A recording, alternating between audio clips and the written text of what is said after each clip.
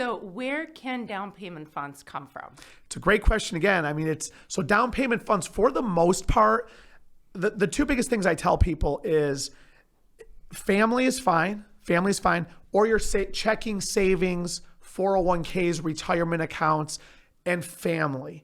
Now, in certain cases, you can get one from your employer. Doesn't happen too often, but it has to be money saved over a 60-day period, over a 2-month period. It cannot come from credit cards, cash advances, people you're not related to, just strangers. Sellers cannot contribute towards the down payment. That's a big no-no. That was my next question. Yes. So sellers cannot contribute. And a big thing that drives people, probably, Sophie, the absolute craziest, is the depth of verifying the funds to close. So the length that we go to as an industry, the mortgage banking industry, to verify where the money came from, it drives people crazy. So it has to be verified. You want to follow the advice of the loan officer who's directing you, but it's pretty intense. So if I were the type of person who saved a big chunk of my pay in a box at home, I would not be able to use those funds?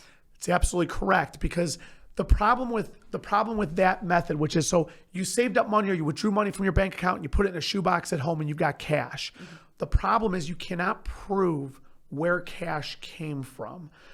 A lot of the rules and guidelines we follow today were born from the mortgage crisis back in 2007, 8, 9, 10.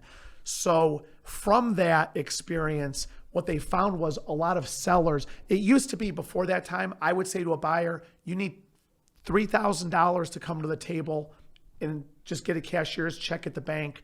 It doesn't really matter where it came from. So what they discovered was a lot of sellers were giving money back to the buyers to put down, which meant the buyer really had no vested interest. They didn't really come up with anything.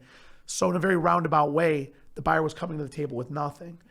Of course, the mortgage crisis happened. They overhauled all of our rules and guidelines. So now we have to verify where that money comes from. In cash, you cannot prove the source of it. I've had people say, "Hash, but it's my work, it's my job, it's my friend." You can't really prove that. So money in a shoebox at home is not acceptable. Be real careful with depositing cash into your bank account.